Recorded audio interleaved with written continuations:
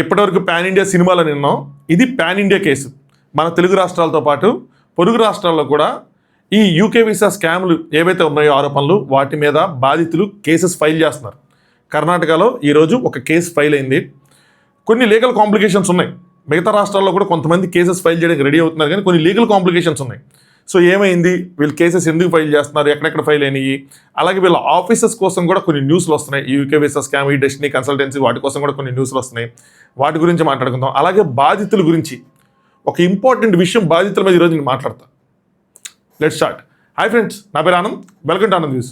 ముందుగా ఒక మంచి మాట, ఎవరైతే నలుగురు మంచి వాళ్ళు ఉన్నారో వాళ్ళ కోసం నేను నిన్న దీని మీద వీడియో చేయలేదు, ఈ యూకే వీసా కాంట్రవర్సీ మీద ఈరోజు చేయలేదు అంటే నా దగ్గర ఒక జెన్యూన్ ఇన్ఫర్మేషన్ ఉండి ఒక సాలిడ్ అప్డేట్ ఉంటే నేను ఖచ్చితంగా చేస్తా. సరేనా?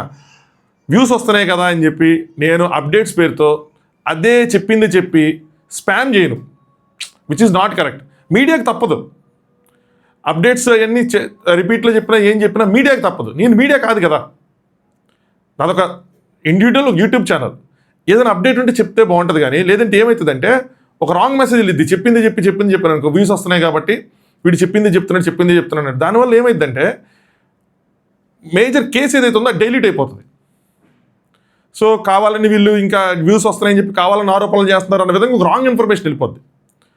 First I have to true to my self.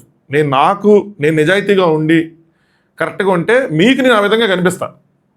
అర్థమైందా? సో వస్తున్నాయి కదా అని అదే మాట్లాడి ఉదయం ఒకటి సాయంత్రం ఒకటి చెప్తే which is not correct according to me. వేరే వాళ్ళ ఇష్టం, ఎవరి ఇష్టం వాళ్ళది. అండ్ మీడియాకి అయితే మాత్రం తప్పదు, వాళ్ళ అప్డేట్స్ పేరుతో రిపీట్లో చెప్తా ఉండాలి. ఎందుకంటే రోజంతా చూడరు కాబట్టి ఆడియన్స్ ఎప్పుడైతే న్యూస్ ఛానల్ చూసే వాళ్ళు ఎప్పుడైతే చూస్తారో అప్పుడు చూస్తారు. మనకి ఒక నోటిఫికేషన్ అవుతుంది, లేదంటే సబ్స్క్రైబ్ చేసుకొని ఉంటారు, వాళ్ళకి అది వస్తుంది కాబట్టి ఒకసారి చూస్తారు. కాబట్టి మనం 3 గంటలకు ఒక వీడియో, 5 గంటలు, లేదా ఉదయం ఒక వీడియో, లేదా డాక్టర్ ప్రిస్క్రిప్షన్ లాగా పొద్దున్న ఒకటి, మధ్యాహ్నం రాత్రి ఒకటి సేమ్ యూకే వీసా అని వదిలేమనుకోండి, ఏమైందంటే it will create sympathy for other party. Correct కాదు అది. మనకి కరెక్ట్ కాదు, వాళ్ళకి కరెక్ట్ కాదు, ఎవరికి కరెక్ట్ కాదు. సో అర్థమైందని అనుకుంటున్నా. అర్థమైతే ఖచ్చితంగా ఒక లైక్ చేయండి. It's time for you to like the video. అలాగే కొత్తగా చూసే ఎవరైనా ఉంటే కనుక ఛానల్ సబ్స్క్రైబ్ చేసుకోండి. Thank you so much. 40,000 subscribers అయ్యారు. థ్యాంక్ యూ సో మచ్ ఎవరైతే సబ్స్క్రైబ్ చేసుకుంటున్నారో. It's not easy. ఇందాక వీడియో కూడా చెప్పా, కోవిడ్ టైంలో ఫ్రిడ్జ్ టూర్లు చేసిన, గోల్డ్ జ్యువెలరీ చూపించిన, శారీ కలెక్షన్ చూపించిన, ఏం చూపించినా సబ్స్క్రైబ్ చేసుకున్నారు. కానీ ఈ రోజుల్లో కంటెంట్ మరీ టాప్ నాచ్ ఉంటే కానీ ఎవరు సబ్స్క్రైబ్ చేసుకోవట్లేదు. ఆడియన్స్ చాలా పిక్కీగా ఉన్నారు.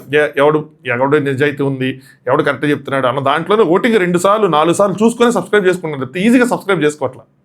ఎందుకంటే బెస్ట్ ఎగ్జాంపుల్ నాది. దీని మీద 1 మిలియన్ ఎవరో కామెంట్ కూడా చేశారు, మిలియన్ వ్యూస్ వచ్చి ఆపరా బాబు నువ్వు వెంక అని చెప్పి. మిలియన్ వ్యూస్ వచ్చినా 5,000 ఈ వీడియోకి సంబంధించి 5,000 పీపుల్ సబ్స్క్రైబ్ చేసుకున్నారు. అలా ఉంటుంది. 10 లక్షల వ్యూస్కి 5,000 సబ్స్క్రైబర్స్ అంటే తమిళ్ అమ్మాయి కాదు కదా సబ్స్క్రైబ్ చేసుకోవడం, అలా లేదు కదా, ఈ నేను సబ్స్క్రైబ్ చేసుకుంటావులే అని. అలా అయితే ఓకే సరే, మ్యాటర్లోకి వెళ్ళిపోదాం, సీరియస్ మ్యాటర్లోకి. కర్ణాటకలోని మంగళూరులో ఒక వ్యక్తి ఇలాగే 20 లక్షలు ఎంతో, వాళ్ళు 22 లక్షలు తీసుకొని మోసం చేశారు. సరిగ్గా వాళ్ళ కోసం ఏదైతే వాళ్ళు కమిట్మెంట్ చేశారో ఆ కమిట్మెంట్ ఫుల్ఫిల్ చేయలేదు. CYS ఏదైతే ఇస్తామన్నారో అది రాంగ్ ఇచ్చారు.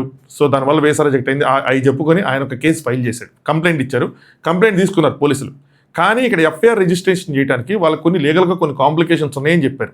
ఏం చెప్పారా అంటే, ఇది వాళ్ళు ఎవరైతే ఉన్నారో వాళ్ళు యూకేలో ఉన్నారు, పాయింట్ నెంబర్ 1. పాయింట్ నెంబర్ 2 వచ్చేపాటికి మీరు డబ్బులు కట్టింది ఇక్కడ గుంటూరు, విజయవాడ, హైదరాబాద్ వీటి బ్రాంచెస్లో కాబట్టి మీరు అక్కడ కేసు ఫైల్ చేయాలి. ఆల్రెడీ కేసు ఫైల్ అయింది అంటున్నారు కాబట్టి దానికి అటాచ్ చేస్తూ ఫైల్ చేయాలి, లేదంటే ఇది CIDలో ఫైల్ చేయాలి. సో ఇక్కడ ఫైల్ చేస్తే వల్ల పెద్ద ఉపయోగం ఉండదు, మీరు అక్కడ ఫైల్ చేస్తే కేసుకి ఇంకా బలం చేకూరుద్ది అని చెప్పి అక్కడ డిఫరెంట్ పోలీస్ స్టేషన్లు ఎవరైతే కంప్లైంట్ చేస్తున్నారో వాళ్ళని ఇటు సైడ్ గైడ్ చేస్తున్నారంట. కొంతమంది గుజరాత్లో రెడీ అవుతున్నారని విన్నాను, కొంతమంది బాధితులు చెప్పారు, కొంతమంది రాజస్థాన్లో ఉన్నారు, పాకిస్తాన్లో 3 వీళ్ళకి ఇప్పుడు అప్డేట్ ఇచ్చారంట, మేము కూడా ఇట్లా మోసపోయి చెప్పి అక్కడ వరకు వెళ్ళింది. This is going to be big. నేను డే 1 నుంచి చెప్తున్నాను, this is going to be big అని. ఎందుకు చెప్తున్నాను అంటే, నేను ఆ ట్రాన్సాక్షన్ ప్రూఫ్స్ చూశాను, నేను బాధితులతో మాట్లాడాను, వాళ్ళలో నిజాయితీ కనిపించింది నాకు. వాళ్ళు పడిన బాధ, వాళ్ళు పడిన కష్టం, వాళ్ళ చెమటోరు సంపాదించిన సొమ్ము అంతా ఇచ్చేసి వాళ్ళు ఎలా రోడ్డు మీదకి వచ్చారు, మళ్ళీ వాళ్ళు ఎలా నిలదొక్కున్నారు. ఒక అతను అసలు 10 సంవత్సరాల బ్యాన్ అని చెప్తున్నాడు. సో అన్నీ చూస్తుంటే ఇది నార్మల్గా అనిపించదు. సో అన్నీ అన్నప్పుడు వాళ్ళలో నిజాయితీ కనిపించినప్పుడు, వాళ్ళ దగ్గర సాక్ష్యాధారాలు ఉన్నప్పుడు ఆబ్వియస్గా కనిపిస్తే this is going to be big అని. సో అందుకే నేను డే 1 నుంచి చెప్తుంది ఏంటంటే this is going to be big. కానీ మన చట్టాలు ఎలా పనిచేస్తాయి, మన పోలీసులు ఎలా పనిచేస్తారు, మన మీడియా ఎలా పనిచేసిద్ది అన్న దాని మీదే దీని భవిష్యత్తు ఆధారపడి ఉంటుంది. నా మీద మీ మీద కాదు. చాలామంది నేనేదో చేసేస్తాను, నేను ఎంతవరకు చేయాలి, ఎంతవరకు పుష్ చేయాలి, నాకంటూ నా పర్సనల్ లిమిట్స్ అని కాదు, నా ఛానల్ లిమిట్స్ అనుకోండి, నా కాంటెంట్ లిమిట్స్ అనుకోండి, మనకంటూ లిమిట్స్ ఉంటాయి. మన లిమిట్స్ దాటి కొద్దిగా గొప్ప పుష్ చేయగలం, కానీ అంతకుమించి చేయాలంటే అది పోలీసులు చేయాలి, మన జ్యుడిషియరీ చేయాలి, మీడియా చేయాలి, వాళ్ళు పూనుకోవాలి కదా. సో ఇక్కడ ఇంత జరుగుతున్నప్పుడు వాళ్ళందరూ పూనుకుంటేనే దీనికి ఒక ప్రాపర్ ఎండింగ్ అనేది ఇవ్వగలం. మన ఆ ఎండ్ కోసం కూడా మాట్లాడదు, ఒక పాయింట్ ఉంది, మేజర్ పాయింట్, బాధితులు రిలేటెడ్. యాక్చువల్ నాకు నేను చాలా ఫీల్ అవుతున్నా ఆ విషయం మీద, నేను చెప్తాను ఆ విషయం వచ్చినప్పుడు. సో ఇలా చాలామంది రెడీ అవుతున్నారు కేసు ఫైల్ చేయడానికి. బట్ సంథింగ్ ఇలా పోలీసులు చెప్పేపాటికి ఏంటంటే వాళ్ళు కూడా ఇక్కడికి వచ్చి ఇవ్వాలా, ఏం చేయాలి అన్న దాని మీద డిస్కషన్లు జరుగుతున్నాయి. ఇదొక అప్డేట్.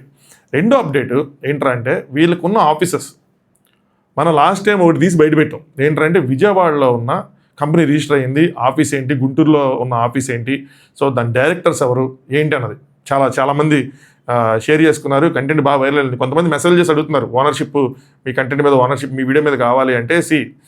ప్రాపర్గా యూస్ చేసుకోవాలనుకున్నా యూస్ చేసుకోండి. ఏదైనా కాపీరైట్ స్ట్రైక్లు అయితే ఇవ్వండి. నేను చాలామంది ట్రోల్స్ వాటిలో వాడుకుంటారు కానీ వేసుకోండి, బట్ మిస్యూజ్ చేయకండి అంతే. మిస్యూజ్ చేయకుండా ఏదైనా చేయండి. అయితే చాలామంది మనం ప్రూఫ్ పెట్టినది ఎవరి డైరెక్టర్లు ఏంటని, వాళ్ళకి డిఫరెంట్ బ్రాంచెస్ కూడా ఉన్నాయి. హైదరాబాద్ కేపీహెచ్బి ఆ అడ్రస్లతో సహా ఉన్నాయి, నా దగ్గర ఉన్నాయి. కేపీహెచ్బిలో ఉంది, గుంటూరులో ఉంది, విజయవాడలో ఉంది. సో ఆ బ్రాంచెస్ ఉన్నాయి. అక్కడ వీళ్ళు మరి అక్కడ ఎవరు రన్ చేశారు, వీళ్ళు చెప్పింది ఏంటంటే, వీళ్ళ వీడియోలో నందన గారు చెప్పింది ఏంటంటే, వీళ్ళ వీడియోలో మా పేర్ల మీద వేరే వాళ్ళు రన్ చేశారు తప్పితే, సొమ్ములు చేసుకున్నారు తప్పితే మాకు సంబంధం లేదన్నారు. తీరా చూస్తే కట్ చేస్తే డైరెక్టర్స్ వీళ్ళ ఫ్యామిలీ మెంబర్స్ ఉన్నారు. మరి ఏం జరిగిద్దో తెలియదు. వాళ్ళు మరి కేసులు వేస్తారా, మన మీద వేసినట్టు వేస్తారు, వాళ్ళ ఫ్యామిలీ తెలియజేస్తారు. జనం నిజమేంటో వాళ్ళకి తెలుసు, జనానికి ఇప్పటికి నాకు తెలుసు, మీకు తెలుసు. మనం ఓపెన్గా చెప్పుకోలేకపోయినా సరే, చెప్పుకోపోయినా సరే, చెప్పుకోవద్దు అనుకున్న ఎందుకులే పెద్దోళ్ళు అని చెప్పి. కానీ డిఫరెంట్ బ్రాంచెస్లో, హైదరాబాద్ బ్రాంచెస్లో ఉన్న వాళ్ళు వీళ్ళు వాళ్ళకి మొత్తం తెలుసు, ఎవరికి పంపించారు, ఎవరికి ట్రాన్సాక్షన్ చేశారు ఏంటని. పోలీసులు ఆల్రెడీ దాని మీద ఎంక్వైరీ చేస్తారు. ఆ నిజాలు కొన్ని మాట్లాడారు, అవన్నీ ఇప్పుడే నేను దాన్ని బయట పెట్టాలనుకోవట్లేదు. ఆ టైం వచ్చినప్పుడు అవి బయటకు వస్తాయి, వాళ్ళు పెడితేనే బాగుంటుంది. అవి వస్తాయి, అవి వచ్చినప్పుడు ఇంకా మొబిలిడిపోతాయి. ఎవరికైనా ఇంకో కొద్దిగా 1% 1% ఏదైనా లేదులే వీళ్ళు చేసి ఉండరులే, ఇలాంటి జరిగి ఉండదులే అని అనుకున్న వాళ్ళకి ఎవరికైనా ఉంటే దాని మీద ఇంకొంచెం క్లారిటీ వచ్చే అవకాశం ఉంటుంది అది అన్న తర్వాత, సరేనా. సో ఆ వైపుగా కూడా కొంచెం మూవ్ అవుతుంది కేసు. సో అవి కూడా ఆ బ్రాంచెస్లో వర్క్ చేసిన వాళ్ళు వీళ్ళు అవన్నీ అందరూ బయటకు వస్తారు. వచ్చినప్పుడు ఎంత మీడియా స్టింగ్ ఆపరేషన్ కూడా అవసరం, మామూలు ఆపరేషన్ చేసిన వాళ్ళు అందరూ వచ్చేస్తారు బయటికి. మీడియాకి డిఫరెంట్ మొత్తం త్రూఅవుట్ తెలంగాణ, ఆంధ్రప్రదేశ్లో ఉంటారు జర్నలిస్టులు. వాళ్ళు పూనుకొని వెళ్తే ఎంతసేపు పట్టదు, అక్కడ ఉన్న సీసీ కెమెరాలు చెక్ చేస్తే ఎంతసేపు పట్టదు. ఇవన్నీ పెద్ద ఆపరేషన్లు చేసే వాళ్ళు ఇలాంటిది ఒకటి చేస్తే ఆ మీడియాకి పేరు వస్తుంది, బాధితులకి న్యాయం జరిగిద్ది, నిందితులు ఎవరైతే ఉన్నారో దొరుకుతారు. ఒకవేళ నిందితులు కాకపోతే నిందితులు కాలేదని తెలిసిద్ది, ఏదో ఒకటి అయితే ఒక అవుట్కమ్ అయితే వస్తుంది కదా. అవి చేయాలి వాళ్ళు, ఈ పట్టుకొని వెళ్తే తెలుస్తుంది. సో ఇదొకటి. ఇంకోటి నాకు తెలిసింది ఏంటంటే ట్రాన్సాక్షన్స్. ఈ ట్రాన్సాక్షన్స్ వస్తే ఒక ప్లానింగ్, ఒక విజన్, ఒక పద్ధతి మతిపోతుంది నాకు. ట్రాన్సాక్షన్స్ ఎవరెవరు జరిగినాయి అనుకున్నారు?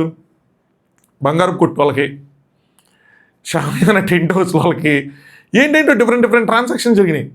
ఇందులో 2 ఉన్నాయి.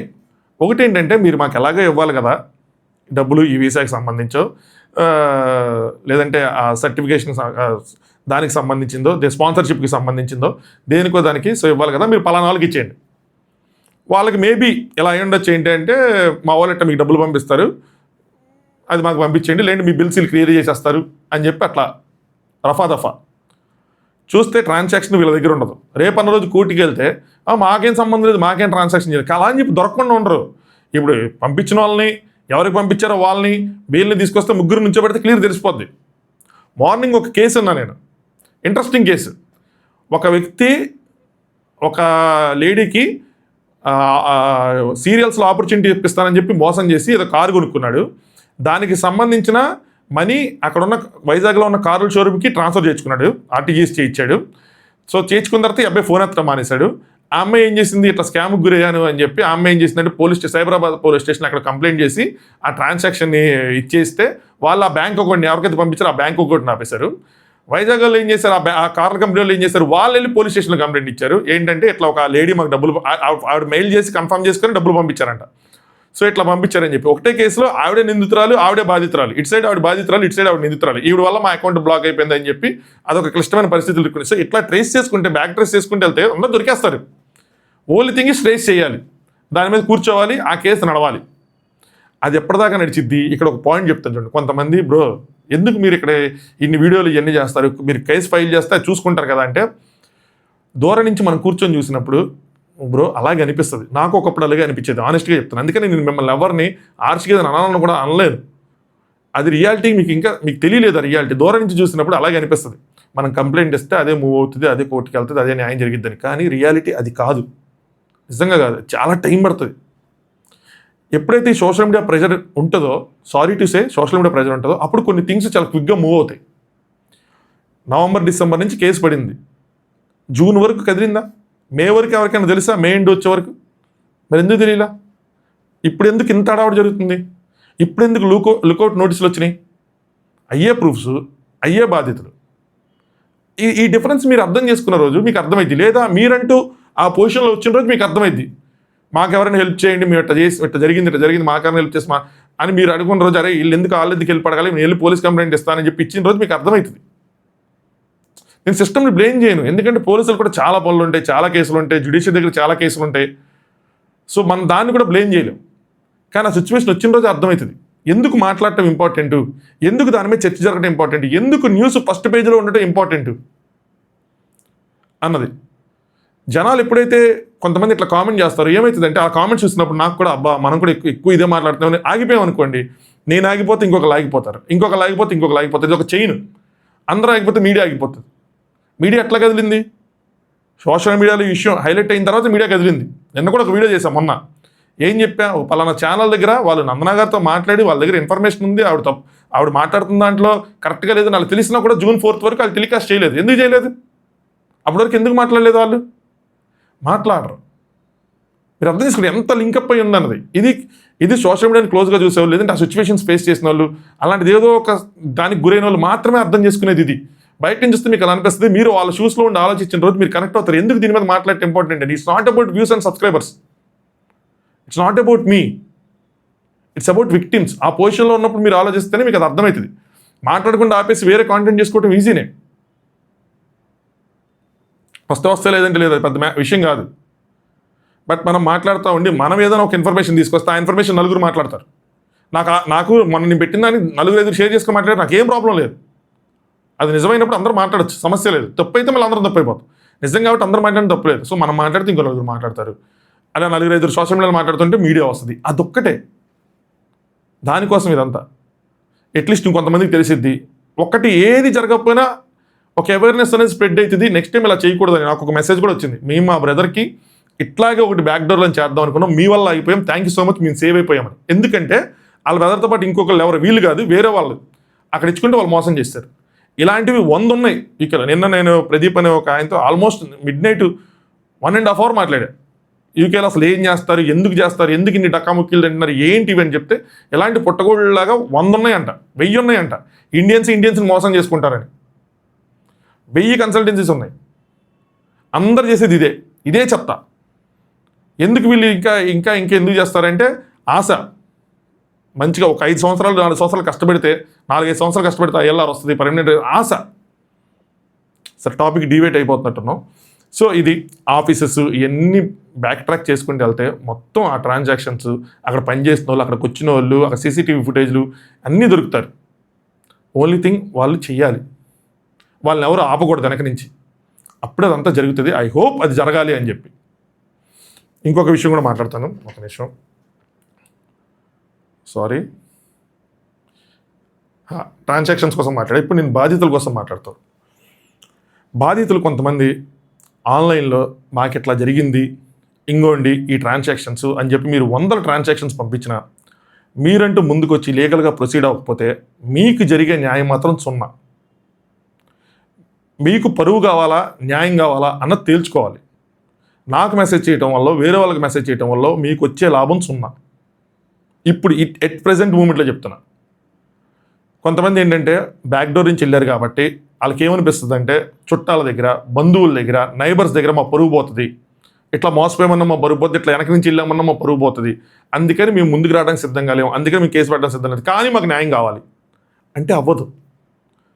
ప్రజెంట్ ఉన్న situation it's not about your పరువు, సారీ టు సే. పరువు కోసం కాదు ఈ ఫైట్. ఇలాంటిది ఇంకోసారి జరగకుండా ఉండాలన్నా, నష్టపోయిన దానికి మీకు న్యాయం జరగాలన్నా, రేపటి రోజు నేను చెప్తాను చూడండి, ఇలాంటి కేసెస్లో అవుట్కమ్స్ ఎలా ఉంటాయంటే, ఎయిదర్ కంప్లీట్గా ఎన్ని ఫాల్స్ ఎక్వేషన్స్ అయితే వదిలేస్తారు వాళ్ళని, లేదు ఇందులో కనుక కొంచెం అటు ఇటు ఉంది, మంచి లాయర్స్ని పెట్టుకుంటే ఇది సాగుతుంది సంవత్సరాలు.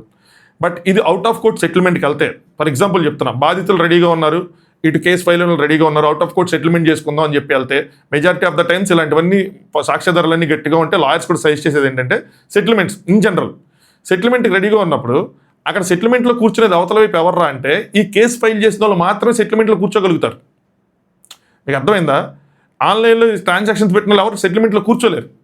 ఎవరెవరైతే ఎఫ్ఐఆర్స్ ఫైల్, ఎవరైతే కంప్లైంట్స్ ఫైల్ చేస్తారో, ఎవరెవరైతే మీడియా ముందుకు వచ్చి దీని గురించి మాట్లాడతారో, ఎవరెవరైతే ఆ కేసులో మేము ఉన్నాము అని చెప్పి వాళ్ళ ప్రెజెన్స్ చూపిస్తారో వాళ్ళు మాత్రమే ఆ సెటిల్మెంట్లో కూర్చోగలుగుతారు. సో కోర్టు ఒకవేళ తీర్పిచ్చి సెటిల్మెంట్ చేసి ఏం చేసినా, లేదంటే వీళ్ళు సెటిల్మెంట్ చేసుకుందామన్నా, వాళ్ళ సెటిల్మెంట్కి ఓకే అన్నా జరిగే దాంట్లో వాళ్ళు మాత్రమే పార్ట్ ఉంటారు. మీరు ఎవరు, మిగతా వాళ్ళు ఎవరు ఉండరు. సోషల్ మీడియాలో మాకు అన్యాయం జరిగింది కామెంట్లు పెట్టిన, లేదంటే ట్రాన్సాక్షన్స్ ప్రూఫ్ పంపించిన మీరు ఉండరు. ఇది బాగా బలంగా రాసుకోండి ఎక్కడైనా. లేదు ఇది అయిన తర్వాత అప్పుడు మేము వస్తాం, ఇది అవుతుందా మాకు సెటిల్ చేయండి, అప్పుడు మేము ఫ్రెష్గా కేసులు పెడతాం అంటే పెట్టచ్చు, పెట్టకుండా ఏం లేదు, పెట్టచ్చు. కానీ అప్పుడు ఇంత మూమెంట్ అయ్యి, ఇంత పిక్ చేసుకొని, ఇంత ముందుకెళ్ళి ఎక్కడ ఏం జరిగిద్దాం అప్పుడు అసలు ఏం చేయలేం. అది మాత్రం ఇంకా డబుల్ షూర్. లేదు సెటిల్మెంట్ కూర్చుంటే చెప్తున్నా, మళ్ళీ మీరు ఏంటి ఇప్పుడు వాళ్ళు శిక్ష పడదా అంటే అలా కాదు. ఒకవేళ బాధితులు మాకు న్యాయం కావాలన్నా, మాకు సెటిల్మెంట్ చేసినా పర్లేదు అని కూర్చుంటే చెప్తున్నా నేను. లేదు వీళ్ళకి శిక్ష పడాలని కూర్చుంటే కోర్టులు నడుస్తుంది, ప్రూవ్ అయితే శిక్ష పడతాయి. అది శిక్ష పడుతుంది, అది యూకేలో పడుతుందా ఇండియాలో పడుతుందా అనేది ఆ లాయర్స్ వాళ్ళు చూసుకుంటారు, సరేనా? బట్ బాధితుల గురించి నేను చెప్తున్నా, ఇలాంటి అవుట్కమ్ వచ్చినప్పుడు you will not be part of it. శిక్ష పడినా, సెటిల్మెంట్ జరిగినా, ఏం జరిగినా అందులో మీ భాగం ఉండదు. అది నేను ఒక వ్యక్తితో మాట్లాడాను, తను పాపం ఎన్ని తీసుకొని అన్నీ కలెక్ట్ చేసుకొని అన్నీ చేసుకుంటా ఉన్నాడు. టైం వచ్చినప్పుడు నేను తన వాయిస్ కూడా మీకు ప్రజెంట్ చేస్తాను. Most powerful voice, powerful person మీకు వస్తుంది. నేను అనుకోవట్లేదు, నేను అనుకున్నప్పుడు మీకు ప్రజెంట్ చేస్తాను తన వాయిస్ని. తను చెప్తున్నప్పుడు నాకు ఇవన్నీ చాలా బాధగా అనిపిస్తున్నాయి.